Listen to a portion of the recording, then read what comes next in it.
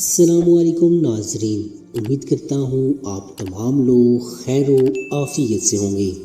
ہمارا آج کا سوال ایک بہن نے کیا ہے کہ طلاق لینا چاہتی ہوں، کیا طریقہ اختیار کروں؟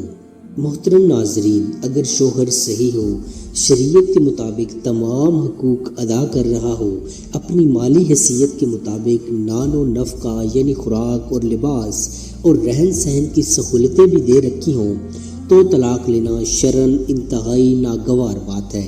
اللہ تعالیٰ کی نعمتوں کی ناشکری بھی ہے۔ حتی المکان کوشش کر کے اپنے جذبات و خواہشات کو قابو میں رکھیں۔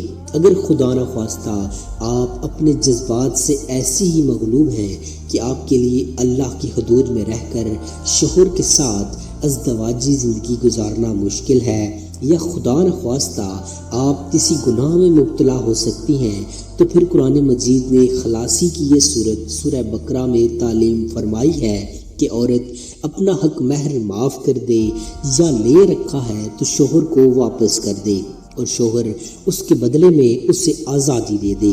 یہ شریعت کی اصطلاح میں خلا کہلاتا ہے۔ اس سے ایک طلاق بائن واقع ہو جاتی ہے، اور اگر اللہ تعالیٰ اپنے فضل و کرم سے دوبارہ دلوں کو مائل فرما دے تو دونوں باہمی رضامندی سے نکاح کر سکتے ہیں، عدت کے اندر بھی اور عدت کے بعد بھی۔ خلا کی یہ صورت عدالت کے باہر بھی ہو سکتی ہے، اس کے لیے عدالت سے رجوع کرنا ضروری نہیں۔ امید کرتا ہوں آپ کو ہماری آج کی یہ ویڈیو پسند آئی ہوگی۔